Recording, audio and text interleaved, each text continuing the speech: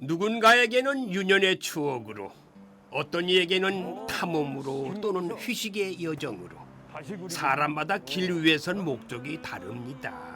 그 다양한 마음들을 이어주는 게 바로 골목이에요. 오, 참 가을 하늘 맑고 푸르다. 전형적인 가을 날씨. 안녕하세요, 최주봉입니다. 오늘 제가 나와 있는 이 골목은요, 김광석 다시 그리기 길이에요. 김광석이 살았던 이 방천시장 골목을 이렇게 문화의 거리로 재탄생시켰다고 하는데, 지금도 뭐 많은 팬들이나 김광석의 노래를 좋아했던 모든 분들이 지금도 많이 찾아오고 있다고 합니다. 자, 대구 중구에 오시면은 누군가를 그리고 누군가를 추억하는 아주 다양하고 익숙한 그런 골목길을 걸을 수가 있다고 해서 제가 그 골목길을 찾아가려고 합니다. 자, 오늘 최주봉의 테마기행 길, 그 골목길을 찾아서 레디 고! 도시에는 수많은 길이 있지만은 같은 길은 단 한 곳도 없습니다. 그래서 골목을 돌아설 때마다 이번엔 어떤 이야기를 만나게 될지 설레게 되지요. 걷다가 만나는 갈림길이 더욱 즐거운 골목 여행의 성지, 대구 중구로 골목 여행을 떠납니다. 날씨도 여행자의 마음을 알아주는 근사한 날이네요.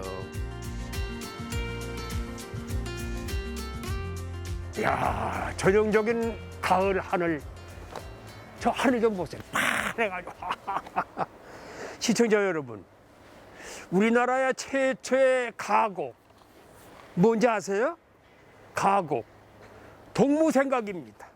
동무생각. 박태준 작곡, 이은상 작사. 봄의 교양악이 울려 퍼지는 청라언덕 위에 백합 필 적에, 이 청라언덕이 바로 여기에요. 이곳입니다. 한번 가보시죠.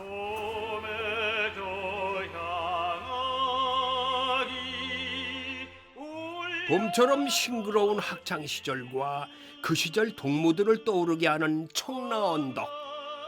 그런데 이 곡에 담긴 마음이 동무가 아닌 첫사랑을 향한 세레나데에 가깝다는 사실 알고 계세요? 저는 대구에 수십 년 전부터 드나들었는데요. 네네. 이 장소는 처음 와봐요. 아, 그러셨습니까? 제가 알기에는 이곳이 대한민국의 최초의 가곡인 동무생각을 작곡한 박태준, 그리고 이은상, 그러니까 여기에서 그 청라언덕에서 그 노래가 탄생이 됐습니까? 네, 배경이 바로 여기입니다. 우리나라 서양 음악의 토대를 다지셨던 네. 박태준 선생이 네. 학생 시절 때 개성학교를 다녔습니다. 오. 등하교를 하면서 청라언덕을 오르락 내리락 하는데, 또 선교사가 세운 여학교, 예. 그 백합처럼 고운 피부 여학생이 있었나 봐요. 좋아하는 감정이 생겼는데 너 좋아한다는 소리를 못하고 그렇죠. 벙어리 냉 가슴을 안고 그렇죠. 졸업을 했습니다. 아유. 졸업을 하고 평양 숭실학교에서 네. 선교사들에게 음악을 배우고 나중에 마산에 있는 창신학교 음악교사로 가게 됩니다. 오. 그때 노산 이현상 선생, 네. 우리나라 유명한 시조 시인이잖아요, 그죠? 노산 이현상 선생은 국어교사, 박태준 선생은 음악교사로 있으면서 개성학교 시절에 그 짝사랑한 여학생 이야기하니까, 선생님, 우리가 국어교사와 음악교사의 만남 아닙니까? 우리 노래 한 곡 만듭시다. 일제강점기 때 박태준 작곡, 이현상 작사, 동무생각이 배경이 된 장소가 바로 여기입니다. 청라언덕과 같은 내 맘에 백합 같은 내 동무여, 내가 내게서 피어날 적에 모든 슬픔이 사라진다.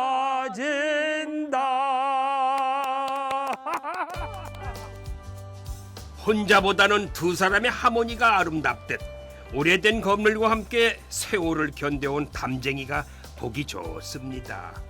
과거 청라언덕을 찾은 선교사들이 대구의 더운 날씨를 이겨낸 비책이었다고 합니다. 잎사귀가 좀 자라.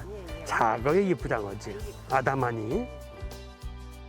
누군가에게는 청춘의 언덕이었지만은 100년쯤 세월을 거슬러 올라가면은 그 시절 이곳의 주인공들은 우리와 모습이 조금 달랐어요. 조선에 들어온 낯선 미국인 선교사들이 대구 최초의 서양식 건물을 짓고 담쟁이를 키웠던 곳이지요. 창틀도 풀을 청, 담쟁이 나자를 써서 청라언덕이에요. 이게 그대로의 건물. 선교사 스위지의 집입니다. 대구 읍성을 철거할 때 가져온 이 성돌로 기초를 만들고 그 위에 붉은 벽돌을 쌓았다는구만요. 대구 읍성의 역사까지 품고 있는 거지요. 선교사들이 많이 오셨는데 네네. 그 때문에 그럼 이 지역이 많이 발전됐겠어요. 그분들이 오므로 해서. 네, 선교사들이 오므로 해서 우리나라 대구에 최초 서양 병원이 생기죠. 네. 그리고 대구에 또 근대 교육이 시작되게 됩니다. 아, 그리고 이제 우리나라 최초 피아노가 어디로 들어온지 아십니까? 뭐 배로 들어왔겠지 뭐. 네, 최초 피아노가 배로 들어왔는 건 맞습니다.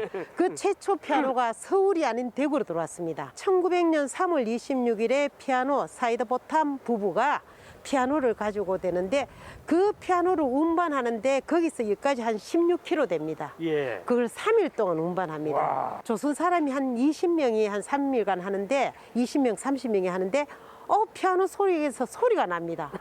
기절초풍합니다. 이 나무통 속에서 소리가 나는 보니 이 속에는 분명히 귀신이 들어있을 것이다. 아이고 귀신통이 조선에 들어오면 부정을 탄다. 못 들어오게 합니다.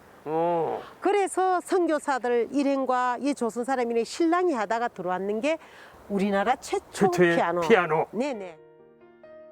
1910년대의 모습 그대로 보존되어서 더욱 실감났던 시간 여행. 이 길을 쭉 따라가면요, 의미 있는 근대 문화가 계속해서 펼쳐지는데 그래서 근대 문화 골목이라고 불리는 거예요.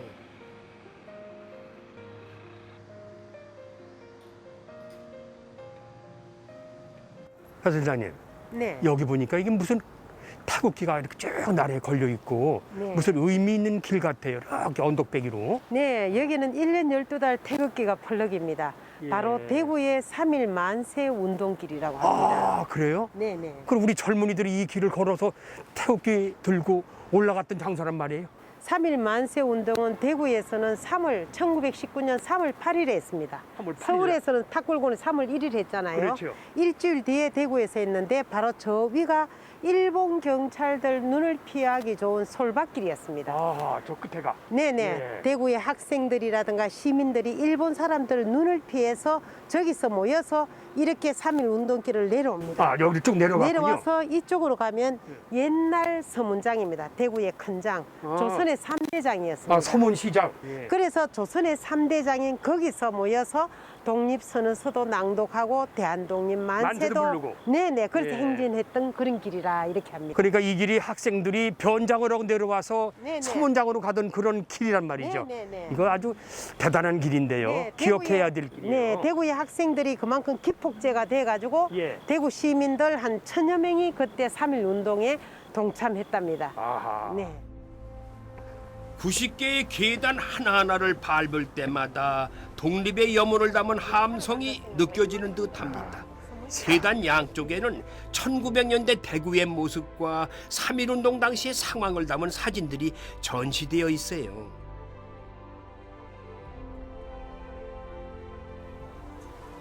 여기 이게 대구 고보인데? 네, 대구 고보라면 지금의 경북고등학교입니다. 경북고등학교. 대구 고보 교장과 교사들이 일본인들이 굉장히 예. 많았답니다. 특히 교장 선생님이 일본인이었으니까 그죠. 그런데도 3.1 운동 당시에는 대구 고보 학생들 200여 명이 3.1 운동에 동참했다. 그래서 6개월에서 1년간 구류를 살았죠. 그러니까 우리 학생들이 3.1 운동에 참여했다고 네네네. 징역 6월부터 1년의 선고를 네네. 맞았군요. 대구 고보 학생들이 아주 장하고 네네. 그 앞장을 섰군요. 매년 3.1절 기념 행사로 시민들이 직접 이 길을 걸으면서 독립만세를 외치기도 했다고 합니다. 곳곳에 그냥 우리의 만세시 했던 우리 젊은 청춘들. 그러니까 이 길이 네. 우리 청춘들이 태극기를 들고 만세를 불렀던 장소. 네. 그리고 저 행진에서 저 밑에 서문시장으로 빠졌다 이거죠. 네네. 이야, 참 그만큼. 숙연해지네요. 네. 3.1 만세 운동의 기폭지가 여기잖아요, 그죠? 네네. 또 3.1 만세 운동에 또 앞장서셨던 분도 계십니다. 선구자들. 네, 그분을 찾아서 한번 가보면 좋겠습니다. 좋습니다. 네. 중구 계산동의 골목 안쪽으로 들어섰습니다. 재미있는 추억들이 숨바꼭질을 하고 있는 골목. 골목길이 아주 예쁘네요. 아우 깜짝이야. 요 녀석들 이거 언제부터 쳐다보고 있었어? 도심 안쪽에 위치한 이 고택은요, 지금도 많은 이들이 사랑을 받고 있는 한 시인의 삶이 있던 곳입니다.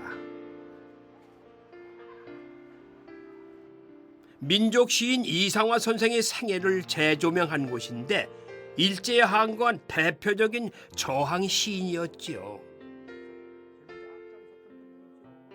이 고택에 들어오니까 제일 먼저 마중 나오신 분이 이상화 선생의 저 형상이에요. 네, 참 멋있죠? 네.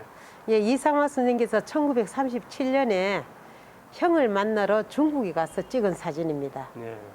여기가 이상화 선생이 태어나신 곳이에요? 아닙니다. 그럼. 이상화 선생은 1901년에 요 가까이에 서문로에서 태어나셨는데 여기는 이상화 선생이 1939년에 오셔가 43년에 돌아가신 집입니다.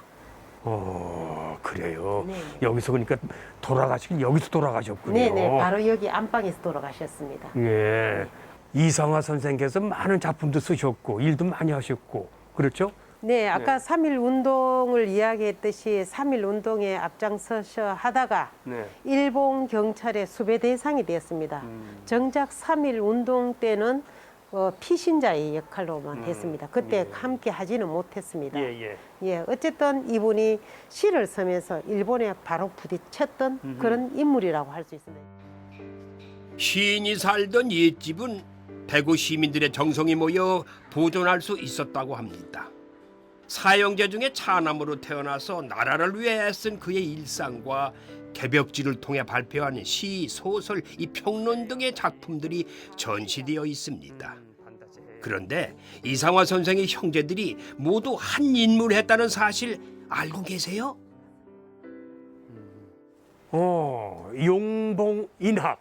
네, 용봉인학 바로 이상화 선생의 사형제를 말합니다. 용은 이상화 선생의 형 이상정 장군을 말합니다. 큰형. 네, 제일 큰형. 이상정 장군은 도저히 조선에서는 일본 놈 때문에 독립운동 못 하겠다 하면서 중국에서 독립운동하셨죠. 중국으로 가셨구나. 네네. 예. 그 다음에 봉은 이상화 선생 자신을 말하죠. 봉황봉자. 예. 그 다음에 이는 기린의 인자 이상백 선생을 말합니다. 이상백 선생. 예. 우리나라 농구를 도입하셨고 또 서울대학교 사회학과 교수도 하셨지만은 우리나라 최초 IOC 의원까지 했습니다. 그렇군요. 네. 막내 이상호 선생은 학예 비유대입니다. 수렵의 대가이기도 하고 사기협회 회장까지 하셨으며 문과 무과 다 조화롭게 잘 됐던 그런 분입니다. 자, 좀 용봉인학.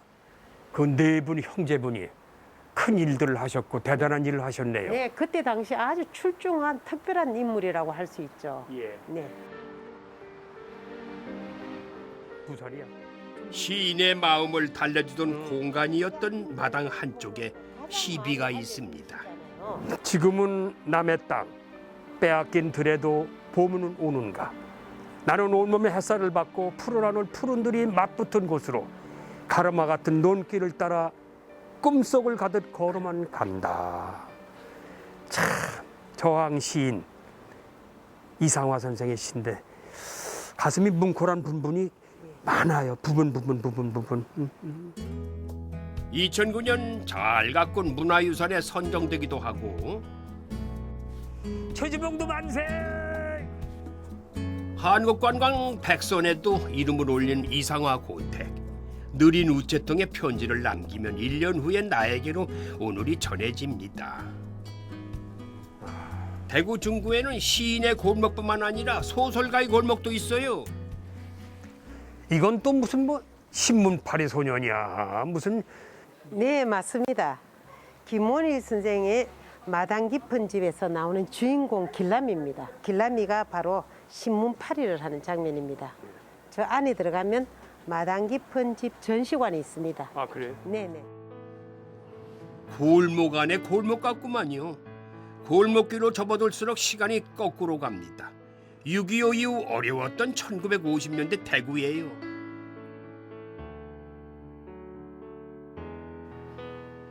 마당 깊은 집은 그 시절의 생활상을 섬세하게 잘 표현해서 인기가 좋았던 소설이지요. 김원일 선생이 대구하고는 어떤 관계예요? 예, 김원일 선생님은 1942년 경남 김해 진영에서 태어났는데 우리나라 6.25 전쟁이 있었잖아요. 그렇죠. 1950년에서 53년에 휴전이 되고 1954년에 대구로 옵니다. 그때는 초등학교 졸업하고 4월에 오는데 그러면 중학교로 가야 되는데 중학교는 가지 못하고 그때부터 가장의 역할을 합니다. 예. 신문팔이도 하고 물지개도 치고 장작도 패면서 어려웠던 삶을 소설에서 녹아내려 놨습니다. 거기에 주인공 길람이라는 친구가 바로 자신이군요. 네, 김원일 선생의 그 자전적인 소설이고 전쟁 소설이고 성장 소설이다 이렇게 할 수 있습니다. 마당 깊은 집에는 6가구 22명의 인물들이 살았다는데 어렵지만 희망을 잃지 않았던 피난민들의 이야기가 옹기종기 모여 있습니다. 그럼 이게 마당 깊은 집 원래 집이에요? 네네. 원래 이 자리는 아닙니다. 네. 원래 이 자리는 아닌데 마당 깊은 집이라는 것은 보니까 계단을 5개 내려갑니다. 또 주인집입니다. 여기는 주인집 계단을 5개 올라갑니다. 자동으로 마당이 깊겠죠. 주인집은 섬유 공장도 하고 굉장히 부자였습니다. 부인은 건빵, 시계빵 하지만은 여기에는 방 2개가 있어요. 그런데 그때 당시에 6.25 전쟁 때 피난민들이 워낙 많이 있잖아요. 그래서 방을 다시 반으로 나눕니다.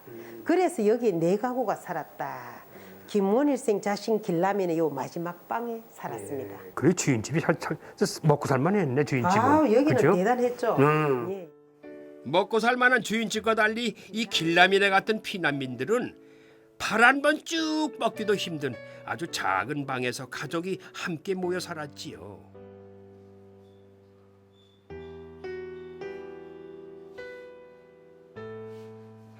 이거 있으면은 그때 가족이 바느질해서 먹고 살았어요. 예, 김원일생 어머니가 직접 사용했던 재봉틀, 그 주발, 노트그릇이 네, 쭉 네. 놓여 있고 여기서 5-6명이 산다는 건 참 비참하잖아요. 지금은 한 명도 이런 데 안 살죠, 그죠?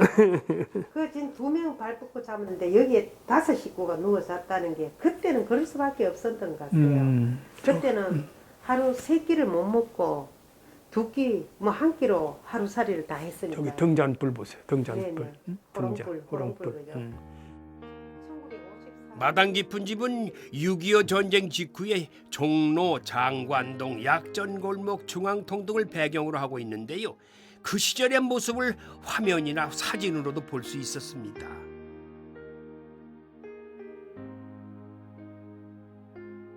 이게 길람이구나. 신문 좀 네네. 팔아봐라 그래. 근데 저 탤런트가 누군지 모르겠어요. 1990년 MBC 월화 드라마 8부작으로 방영되기도 했는데 고도심 김수미 씨가 출연했었죠. 그리고 충구를 이렇게 토해 보니까 네. 참 근대와 현대가 조화를 이룬 곳이 참 많이 있어요. 저는 오늘 방 근대를 많이 봤지만은 네. 아주 오시는 분들이 이 충구를 빼놓으면 안 될 것 같아. 대구에 네. 오시면은 그죠? 이제 오늘 이래 다녀본 코스는 근대골목 2코스입니다. 예. 2코스지만 그 외에 근대골목 5개 코스와 또 다시 경제신화 도보길이라고 또 또 나왔습니다. 있어요? 예, 예. 오. 그렇게 하고 또 10월 15일, 16일에는 문화재청 주관으로 하는 대구 중구, 대구가 가장 아름다운 밤이 대구 야행이 오, 예, 진행됩니다. 야행. 예, 오. 야행. 고맙습니다. 네. 네, 저와 함께 이렇게 네. 동행해 주신 거. 네, 오늘 함께 고맙습니다. 하셔서 저도 반갑습니다. 고맙습니다. 감사합니다. 예. 네. 대구 중구 골목은 어디 하나 평범한 곳이 없어요. 이곳은 약전 골목입니다. 오, 오, 냄새 아주 향이 기가 막히다, 야. 이 길을 지나면 또 다른 골목이 펼쳐집니다. 골목이 품은 것은 운치 좋은 한옥입니다. 마지막에는 여기 와 넓은 마당 한옥을 갖춘 이런 이게 식당인 모양이에요. 맛있는 음식을 찾아온 이곳에서 눈이 먼저 즐거움을 채우는군요.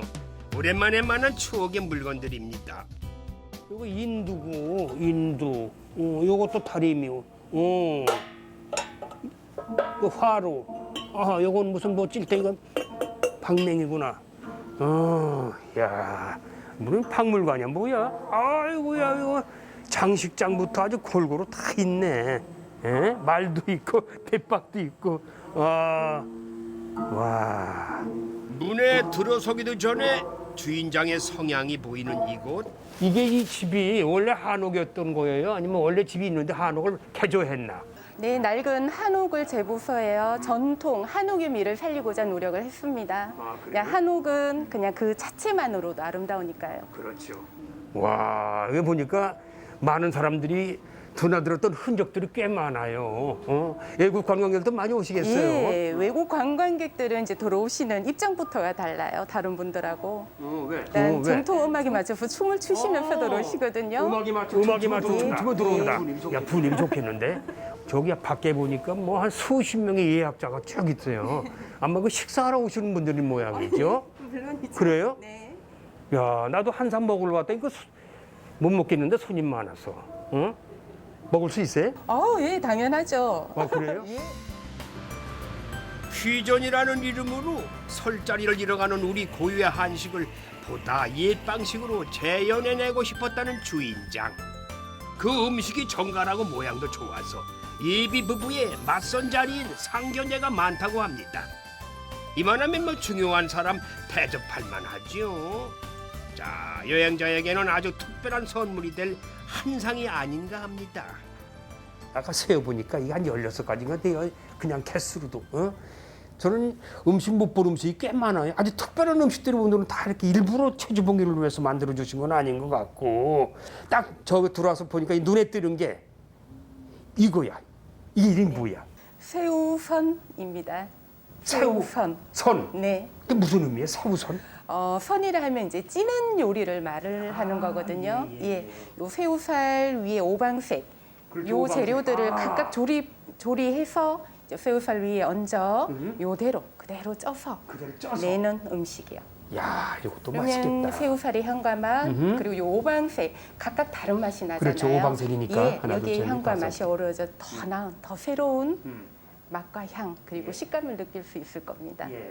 두 번째는 이것을 많이 본 음식인데 이게 무슨 네, 너비안이라고 하는데요. 너비아니. 너비안이는 다들 잘 아시는 요리들이에요. 예. 근데 보통 너비안이라 하면은 양념에 고기를 버무려서 구워낸다고만 알고 있는데요. 예. 저희는 어떻게? 1년 넘게 숙성된 양념에 예. 생고기를 그대로 바로 썰어서 버무려 구워내는 음식이에요. 아주 특별하구나 그건. 네, 그게 공중 고서에도 나와 있다 하더라고요. 그래요? 예, 그대로 받아서 그대로 보고 저희가 가게 사는 겁니다. 이 집만의 독특한 그런 음식 요리법이네요. 네. 그죠? 새우 하나가 뭐 이리 정성스러울까? 아주 손대기가 아깝네 그려. 그 정성 덕에 새우의 새로운 맛을 발견했어요. 아주 짭짤하고 약 간이 돼 있네. 새우선. 이거 외국인들이 좋아하겠다. 보통 뭐 사문색을 쓰기도 하는데요. 예. 원래 예전부터 내려오는 건 이제 오방색을 쓴다고 하더라고요. 예. 외국인들이 오시면은 뭘 먼저 제일 선택을 해요? 아무래도 갈비찜, 아, 갈비찜. 예. 그리고 떡갈비 요리. 아, 이거 떡갈비구나 예. 이게. 그리고 저희 너비안이는 빠질 수가 없고요. 그렇죠. 그냥 궁중고소를 연구해서 만든 너비아니. 아유 연해. 아주 식감이 참 좋다. 재료에서 최고의 재료를 쓰면요 신선하고 여기 재료의 자체만으로도 훌륭한 음식이 나와요. 오늘 선생님 요 조미료 쓰지 않은 신선한 재료로 조리한 음식들 많이 드시고 가세요. 예, 신선한 재료로 만드는 그 요리 아주 좀 맛있게 먹겠습니다. 전통 방식으로 만든 음식을 한옥에서 먹으니까 이 또한 하나의 여행같이 느껴지네요. 한 입 한 입이 색다른 골목을 걷는 기분이에요. 좋다. 일단 음식을 먹어보니까 음식이 맛있을 수밖에 없어요. 일단은 음식이 아주 고급스러워요. 그러니까 외국인이나 우리 내국인이나 좋아할 수밖에 없던 거죠. 이 상 이름이 젊어지는 산이래요. 그러니까 당연히 음식 먹으니까 젊어질 수밖에. 그리고 기분이 젊어지는 것 같아. 한옥의 풍미를 더 즐기고 싶다면 바로 여기입니다. 일상이 답답할 때 쉼표같이 한숨 쉬어갈 수 있도록 동네 사이에 놓인 아주 건물이에요. 우리나라 3대 시장 중에 하나인 서문시장 근처 역 골목으로 이렇게 올라오면요. 근처에 아주 현대식 건물 가운데 위풍당당하게 이렇게 한옥 게스트하우스가 있는데 오늘 제가 여기서 묵을 거예요. 하룻밤. 젊은 사람들이 현대식의 세련된 공간만 찾는다는 건 편견이에요. 이곳은 젊은 친구들 SNS에서 유명한 곳이라고 합니다. 이야, 2층 올라가는 길이면 멋있는데, 연도 있고 뭐 그냥, 야, 아주 재미나게 꾸며놨어요. 응? 잘 묵을 방은 이 방 같은데 들어가 볼게. 어떻게 생겼나? 계세요? 와, 이야, 깨끗하다. 주방을 비롯한 냉장고, 별거 다 차려놨네. 그냥 현대식으로 그냥. 야, 이게 또 화장실인 모양이에요. 와. 방으로 딱 들어서니까 반전이네요. 한옥의 예스러움을 살리고 현대식의 편리함은 속에 담았습니다. 쉬어야지. 아야야야야, 피곤하다, 야. 여기도 뭐야? 이 밖에. 와, 좋은데? 응? 여행자의 휴식이 이 정도는 돼야죠. 탁 트인 한옥 전경에 마음이 풀어집니다. 여행객들을 위해서 이 공공에서 운영하는 게스트하우스인데 이런 매력적인 공간도 있어요. 아이고. 대구 중구에 와서 하루를 참 열심히 돌아다녔습니다. 이야, 커피 한 잔에 또 오늘 피곤을 한번 풀어볼까?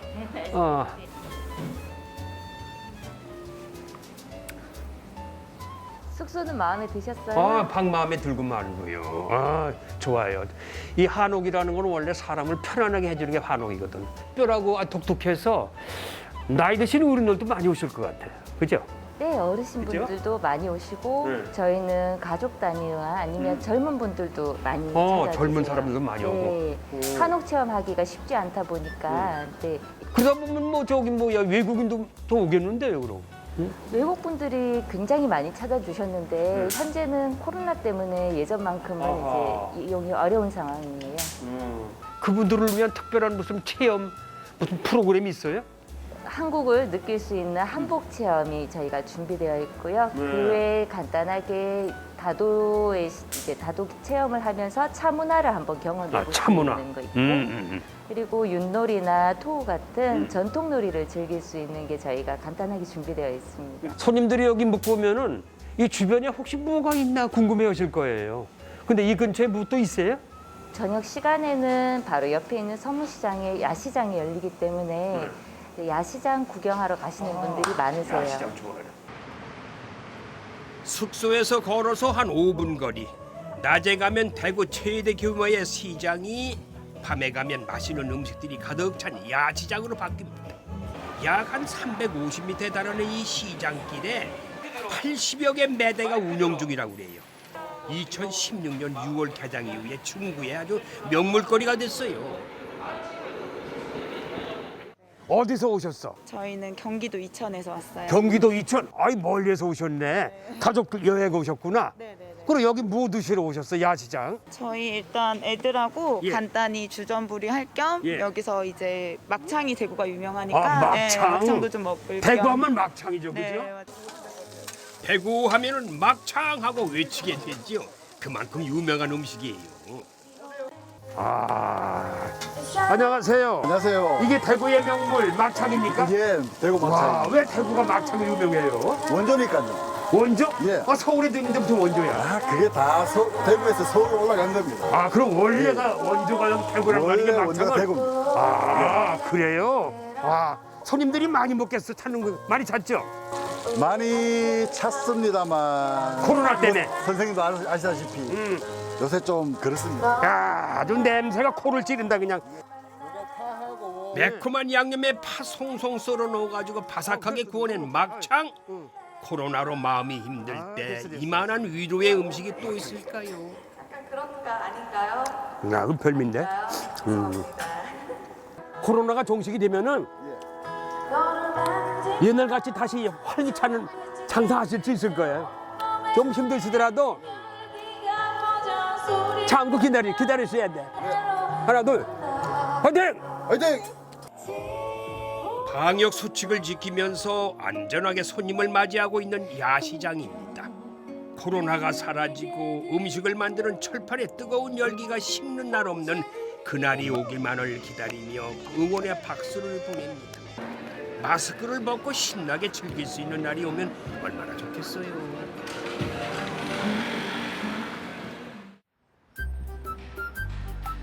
골목이라는 단어는 추억의 느낌이 들고 동네라는 단어는 사람 냄새가 좀 납니다.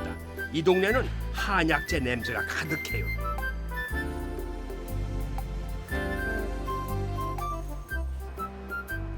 다시 찾은 약전 골목에서 여행의 피로를 풀 수 있는 좋은 장소를 만났는데요.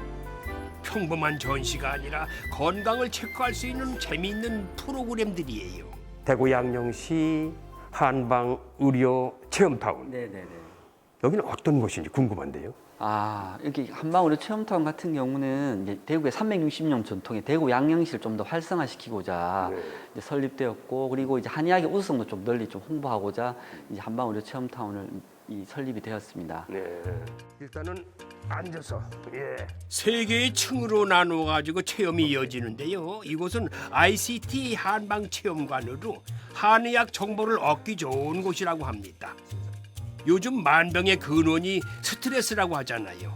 한번 체크해 보았습니다. 신체 스트레스하고 두뇌 스트레스가 굉장히 높게 나오셨네요. 촬영하느라고. 아, 그래서 조금 이제 좀 조격도 좀 하시고 휴식을 좀 취하셔야 될 것 같은데요. 그렇게 해야 될 것 같죠? 일단 그 풀으려면은. 네. 아, 그래. 여기 가운데 서야 되나? 이번에는 체질을 한번 살펴보겠습니다. 어려울 것도 없고 사진만 찰칵 찍으면 뭐 사상 체질 정보를 알려준다고 하네요. 소음이는 여기 이렇게 탁 눌러보시면 이런 질환, 간경화, 간염, 목 디스크, 무릎 관절염, 지방간 뭐 이런 걸 좀 유의하셔야 되고요. 이건 손 지압점 체크인데요. 내 몸에 좋은 지압점을 알려줍니다. 눈이 침침할 때, 속이 안 좋을 때 유용하겠죠. 아, 또. 이거, 이거 아주 누구나 쉽게 할 수 있겠어요. 쉽게 자기 어느 부분 손 지압만 하면은 설사도 지혈되고, 허리 아픈 것도 되고, 다리 아픈 거, 울렁증 이런 것도 이렇게 손을 짚으면은 뭐 누구나 쉽게 할 수가 있는 거네요. 한방 의료 뷰티 체험관으로 왔습니다. 피부의 나이를 진단할 수 있고 예약을 하면 한방 뷰티 체험도 가능합니다. 이 편하게 지압받을 공간이 많은 건 참 좋더라고요. 무엇보다도 실제 한의사가 직접 무료 상담을 해줘요.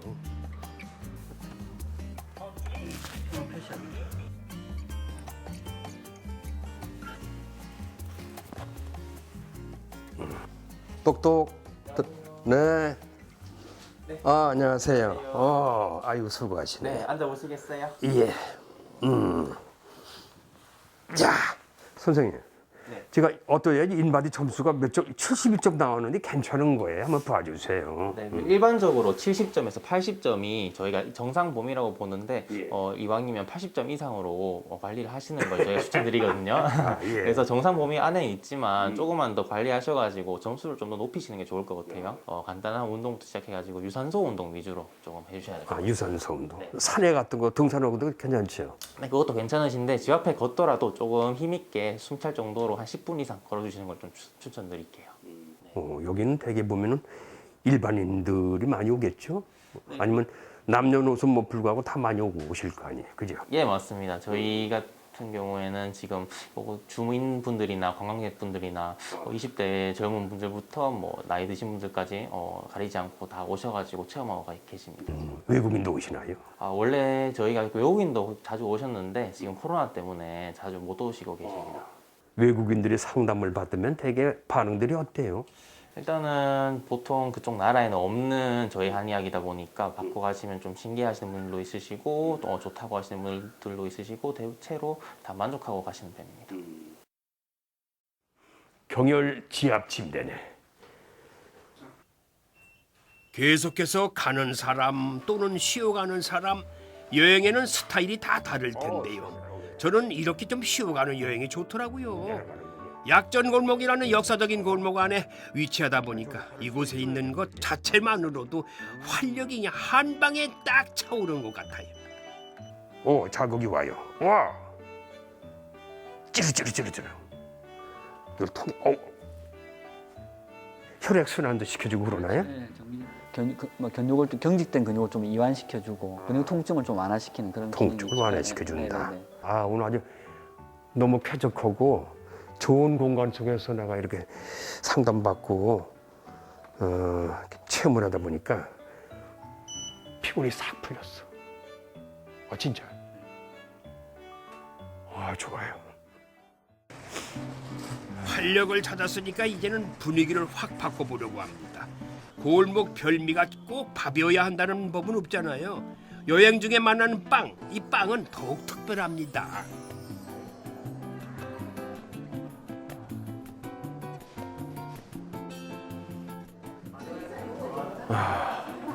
대구 사람들은 유별나게 밀가루 사랑이 다른 지역보다 달라요. 유별나요. 우리가 먹고 살기 어려웠던 1950년, 60년대는 이 대구에 빵집이 52, 52개나 있었대요. 꽤 많죠. 난 여기 딱 들어와 보니까요. 그때 그 시절에 그 분위기 같아요. 여기서 선도 보고, 여기서 약속도 오고, 여기서 연애도 하고, 빵도 먹고. 그러던 빵집, 옛날 빵집. 근대문화 골목에서 요즘 유명하다는 빵집 개화기 다방 느낌이 물씬 풍기는 이곳은 젊은이들의 빵지술의 목록 1순위래요. 네네, 안녕하세요. 어이구, 직접 손수 이렇게 빵을 가져오신 거예요? 사장님 되세요? 네, 맞습니다. 반갑습니다. 앉으세요. 이 집에서 유명한 거는 전통 방식의 단팥빵입니다. 이 빵집에 손님들이 많은데 그 이유가 있을 것 같아요. 왜 손님이 많이 오는가? 왜 찾는가? 저희가 한국관광공사에서 3대 단팥빵집으로 선정이 돼서 그러다 보니 이제 고객들께서 옛날 방식으로 만든 단팥빵을 굉장히 많이 선호하시고 많이 찾아주시고 계세요. 네. 이게 단팥빵이에요? 네, 맞습니다. 이거는? 요거는 이제 인삼 파운드 케이크인데요. 인삼 냄새 많이 나죠.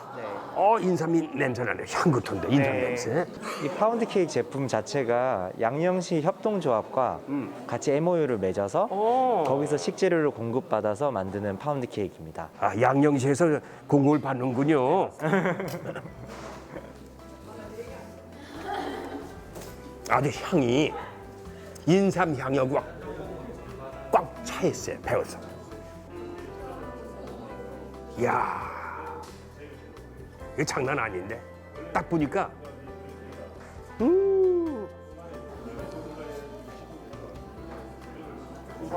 속에 무슨 고명이 들어가 있다? 안에 씹히시는 건 호두와 통팥입니다.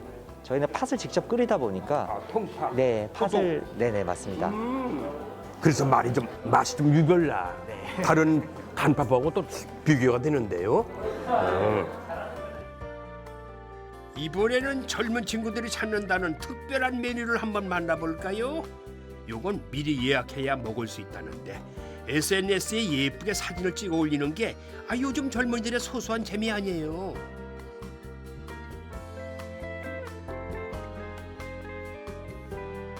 이야, 이거 무슨 빵이고 빵이 아니라 무슨 잔치집에 와서 애기들 뭐 저 백일상 받는 것 같아 기분이. 그리고 이게 뭐예요? 이 자개상이 이거 독특하네. 저희 빵집 자체가 레트로한 분위기가 많기 때문에 애프터넌티 세트지만 한국식으로 한번 재해석해봤습니다. 이런 거는 어른들보다 사람들이 반응이 어때요? 우선 사진 찍으러 굉장히 많이 오세요. 형 귀여워가지고. 네. 깜찍해 아주. 그리고 외국을 못 나가다 보니까 뭔가 호캉스 또는 이걸 가지고 뭔가 외국에 놀러 온 것처럼 사진 찍고 그렇겠어. 그리고 디저트랑 같이 샴페인도 같이 즐기고. 여기 샴페인. 네, 맞습니다. 우와. 앙금이 있네. 분위기 있게 다양한 빵을 맛볼 수 있어서 젊은 친구들이 좋아하겠어요. 저는 단팥빵이 좀 더 그리웠습니다.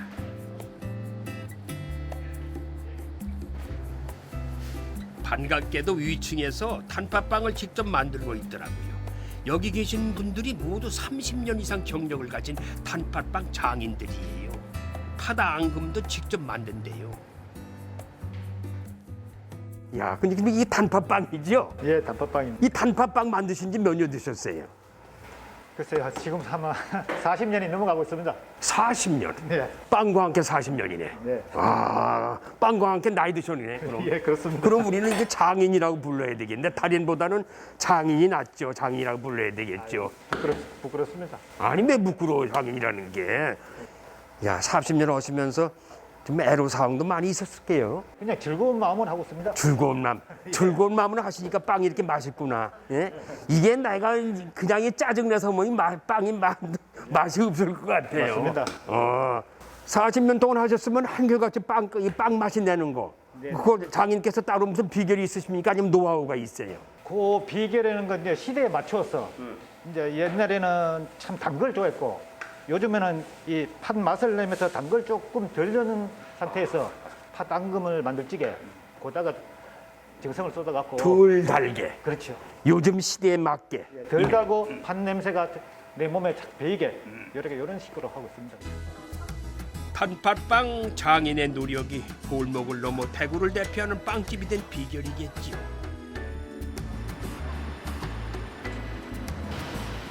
대구 북성로는 1970년부터 80년대 국내 최대 산업 공구거리로 전성기를 누리던 곳이에요.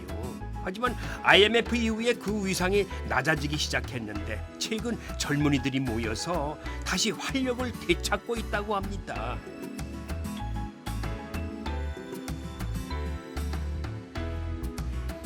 북성로의 가치를 새롭게 만들어가고 있는 모루라는 공간입니다.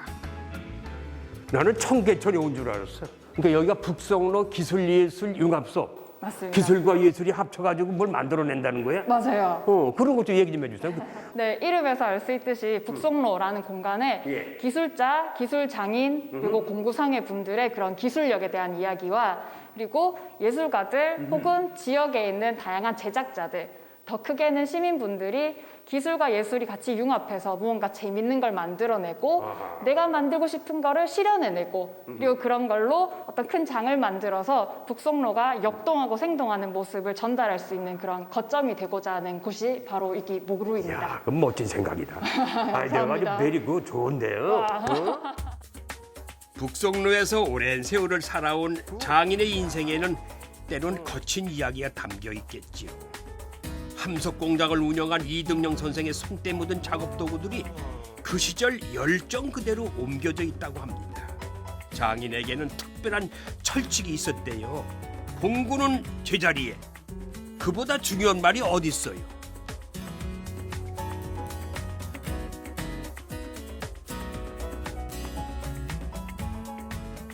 여기는 뭐 함석도 누리는 방 같아. 네, 맞습니다. 여기는 함석 장인이신 이드경 사장님의 그 기증 물품과 또 공작 작업들 하는 것을 이제 컨셉으로 꾸며놓은 공간인데요. 그 사장님이 60년이 넘는 경력자셨어요. 장인이시구나. 네, 맞습니다. 그래서 사장님께서 직접 쓰셨던 수공구들을 위주로 이렇게 뒤에 전시가 다 되어 있고요. 그럼 그 장인분도 여기 가끔 오세요? 네, 사실 지금은 몸이 조금 편찮으셔서 네. 자주 못 오시는데 이전에 네. 오셔서 어떤 공구로 어떻게 만들면 되는지 설명도 해주시고 시민분들이랑 함께 그 스토리텔링 콘서트도 여기서 진행을 했었습니다. 함석 장인의 삶에 담긴 공구뿐 아니라 시민들이 하나둘 기증해 주셔가지고 100여 종의 공구가 모였답니다. 다양한 공구며 제작 제품들을 직접 볼 수 있고 일부 공구는 사용해 볼 수도 있습니다. 북송로와 공업소들 그리고 기술 장인들과 기계 부품들에서 영감을 받은 작가의 작품들도 보이네요. 여기는 뭐 공구는 많지 않고 무대 전시해 둔 거예요? 네, 그러니까? 네 여기는 이제 상설 전시 공간이고 아, 상설 전시 공간. 네, 네. 북성로 기술 장인분께서 기증해주신 물품들이랑 또 만들기를 하는 공간이 있다고 있잖아요. 거기에서 저희가 1일 클래스나 이렇게 한 4주짜리 클래스 이런 것도 진행을 해요. 그때 나온 것들을 이렇게 같이 전시를 해요. 그래서 북성로에서 제작자와 시민이 만나서 이런 것도 만들 수 있다라는 것을 기록하는 그런 의미도 있습니다. 이런 건 무슨 빵틀 같아, 그지? 예. 기술 장인분과 작업을 해서 이렇게 공구 빵틀을 만들고 이제 가게까지 내는 그런 일이 쭉 진행되기도 합니다. 재밌네 아주 그냥. 어? 공구를 통한 삶의 의미를 느껴봤다면 직접 손에 잡아봐야겠죠. 제 나이쯤 되시는 분들은 웬만한 건 다 직접 고쳐 쓰고 그랬어요. 다양한 체험이 가능한데 그중에서 공구 모양 병가게를 만들어 보려고 합니다. 저도 오랜만에 드릴 머신을 잡아봤는데 뚫고 나사 조이고 그리고 정리하면 끝이에요. 아주 튼튼한데. 네. 녹슬고 못 쓰는 공구 같은데 여기서 다 활용을 할 수 있게 만들어서 삐까반짝 반짝반짝 빛나게 해 만들어서 우리 또 공부를 하는 사람들한테 아주 귀감이 되고 여기서 기술자도 나올 수 있는 거 아니에요? 이런 거에서 여기서. 네. 와서 이제 어떤 걸 만들 수 있고 이곳이 어떤 곳인지에 대해서 그렇지. 영감을 받고 네 그렇게 해서 자신만의 어떤 브랜드를 만들기도 하고 제작품이 나오기도 하고 그러고 있습니다. 그러니까 이것은 아주 기술을 익히는 곳이고 또 앞으로 기술 과학을 또 기술을 배우고 싶은 사람들은 여기서 초보 지식을 배울 수 있는 곳이라고. 가능하죠. 그렇지 가능하죠? 네. 그럼 이곳이 그냥 우습게 봤는데 나는 기술예술융합소 의미가 아주 대단히 커요. 공구골목을 나서면 대구 도심의 중심인 경상 가명공원으로 이어집니다. 이곳에서 오늘의 골목 여정을 마치려고 해요. 우리가 살고 있는 공간에 숨겨진 이 특별한 장소를 찾아내는 것도 여행의 묘미가 있습니다. 자, 저와 함께한 대구 중구 골목 여행 어떠셨나요? 잘 보셨습니까? 예, 여행하면서요. 새롭고 소중하고 그리고 놀랄만한 이야기가 숨겨져 있는 걸 저는 이번에 느꼈습니다. 더 많은 시간을 이용해서 이 골목 여행을 더 하고 싶은데 시간이 없네요. 자, 다음 차기에 한 번 더 와서 중구 골목길 여행 한 번 더 해보겠습니다. 고맙습니다. 100년 전 이야기를 품은 담쟁이 길에서 시작된 여행의 갈림길. 막다른 길에 들어서면 잠시 쉬었다 돌아 나오고 그러면 또 새로운 길이 이어지는 그 과정이 설레고 즐거웠습니다. 우리의 삶도 결국 골목과 골목을 누비는 그런 아름다운 여정이 아닐까요?